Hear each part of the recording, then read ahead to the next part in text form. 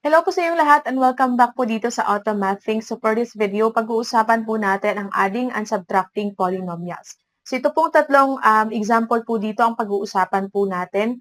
So ang pinakauna is 5p squared minus 3, okay, plus quantity 2p squared minus 3p cubed. So ito po, simple lang, para lang po tayong nag-add ng mga the normal numbers. So, i-rewrite lang po natin siya without the parentheses. So, p or 5p squared minus 3, okay, plus, so kasi plus yan, so copy lang din natin yung second natin na term, minus 3p cubed. Pagkatapos po nun, you have to combine like terms. What do you mean by like terms? Kung sino po yung magkaparehas po yung variable and exponent.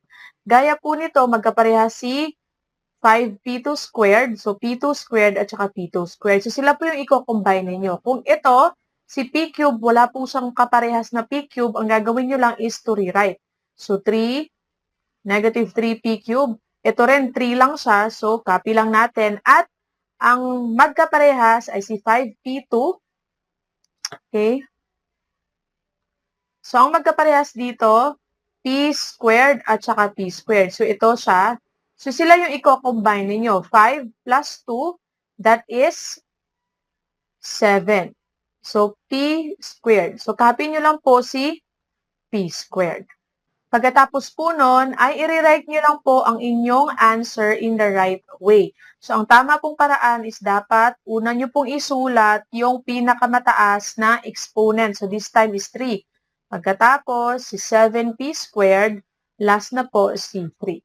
So, this time, ito po ang ating final answer. So, punta na po tayo sa second example. Meron po tayo ditong a cubed minus 2a squared minus 3a squared minus 4a cubed. So, dito po makikita nyo negative po yan. So, una, copy po natin. So, kanina addition yon, ngayon subtraction. Copy muna natin itong a cubed minus 2a squared without the parenthesis. So, ito pong negative dito, ang gagawin nyo po is i-distribute nyo po siya isa-isa dito sa loob ng second term po natin. So, magiging negative 3a squared. So, ito minus negative times negative, that's positive. So, magiging positive 4a cubed po yan. So, yun po yung difference between adding and subtracting the polynomials. Kung negative, dapat you have to multiply or distribute the negative sign. So, ngayon, hanapin na natin yung magkaparehas. We have there a3. Meron din po ditong 4a3, both positive. So, ma-add siya together. So, magiging 5a cubed.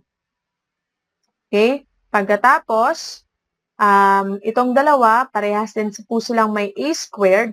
So, negative, negative, magiging negative 5a squared. So, ganun po. So, this is now our final answer for example number 2. So, for our third example, meron tayo ditong 8n minus 3n to the fourth plus 10n squared.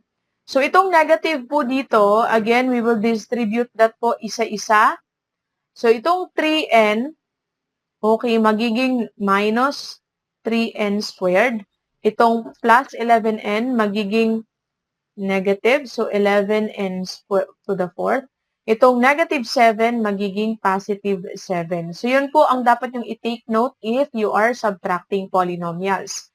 Tapos, i-combine lang po natin kung sino yung magkaparehas na variable with same din po ang kanyang exponent. So, this time, meron tayong 3n to the fourth at 11n to the fourth. So, that's negative 14n to the fourth. Wala po tayong raised to 3, so meron tayong raised to 2 or n squared. So, that's positive 7. Okay, n squared. Kasi 10 minus 3, that's 7. Copy nyo lang po yung n squared. Tapos, wala pong kaparehas kay 8n. So, copy lang natin si 8n. Tapos, copy lang din natin si 7. So, yan na po yung answer natin for this example. So, ganun lang po kadali mag-add at mag-subtract po ng polynomials para lang po kayo nag-add and nag-subtract ng mga normal numbers. Hanapin nyo lang po kung alin ang kanyang or kung meron siyang kaparehas na variable with the same pa rin po na exponent at gawin nyo lang po is to add or subtract depende po sa kanyang arithmetic operation. So, ganun lang po ang gagawin. I hope ay meron po kayong natutunan and see you po on my next video.